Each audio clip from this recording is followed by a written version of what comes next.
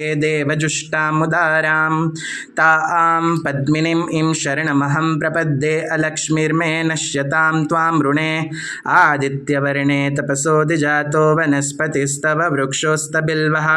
तस्य फलानि तपसा नुदन्तु मायान्तरायाश्च बाह्या अलक्ष्मीः ओमुपैतु मां देवसखः कीर्तिश्च मणिना सह प्रादुर्भूतोऽसुराष्ट्रेऽस्मिन् कीर्तिमृद्धिं ददातु मे ॐ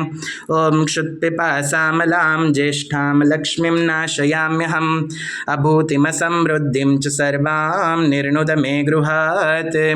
ॐ गन्धद्वारां दुरादर्शां नित्यपुष्टां करीक्षिणीं ईश्वरीं कुं सर्वभूतानां तामिहोपह्वये श्रियम् ॐ मनसः काममाकूतिं वाचः सत्यमशीमहि पशूनां रूपमन्नस्य मयि श्रीश्रयतां यशः ॐ कर्दमेन प्रजा भूता मयि सम्भव कर्दमः श्रियं वासय मे कुले मातरं पद्ममालिनीं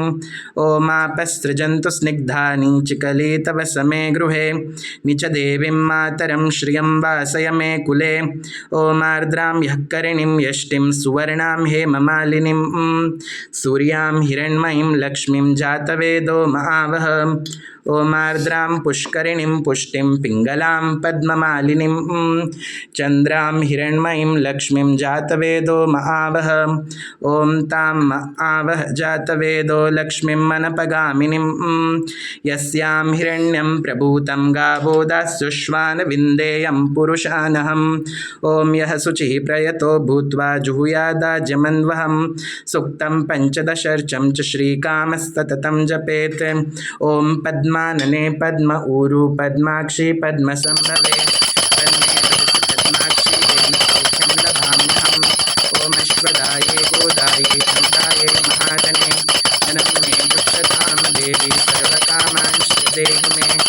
ॐ पद्मानने पद्मविपद्मपत्रे पद्मप्रिये पद्मदलायताक्षी